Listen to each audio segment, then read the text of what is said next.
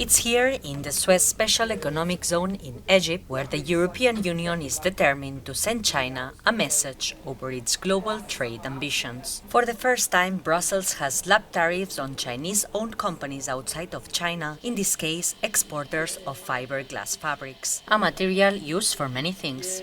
This is a clear message that Brussels is sending, that such kinds of subsidized goods, even if they're not subsidized by the home country, Egypt in that case, but by a third country indirectly, won't be allowed on the European market. So that's a pretty strong case to be made. It's also a new one, and it's a new approach, and it's a new reading of what Brussels and Digitrade can do. Basically, the EU penalized a practice China is using to strengthen its foothold on EU markets. In response, China lashed out at the EU decision, saying it violated World Trade Organization rules. Beijing declared differences should be resolved through negotiation. The EU is stepping up its efforts to guard against expansionist Chinese commercial policies. Cases from other industries are in the pipeline. The role of the Commission is to uphold the single market and to take action when third country subsidies their companies and distort the level playing field within our union.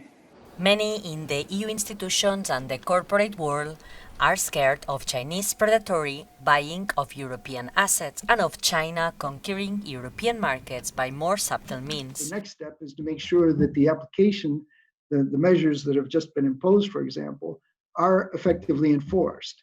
Because we know, unfortunately, from experience that especially Chinese producers are very inventive and innovative in the ways they try to find to avoid the application of the measures. After a series of failures of Chinese-bought European companies, China has been drastically cutting back on direct investments. The peak was 2016, a trend that continued into 2020, only compounded by the coronavirus crisis. It's actually European investors buying more of corporate China.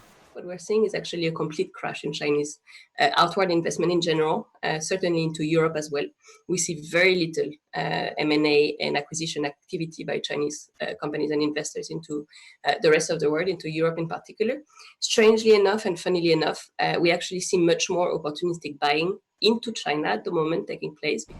The question, of course, is when will Chinese investors be back on their feet again?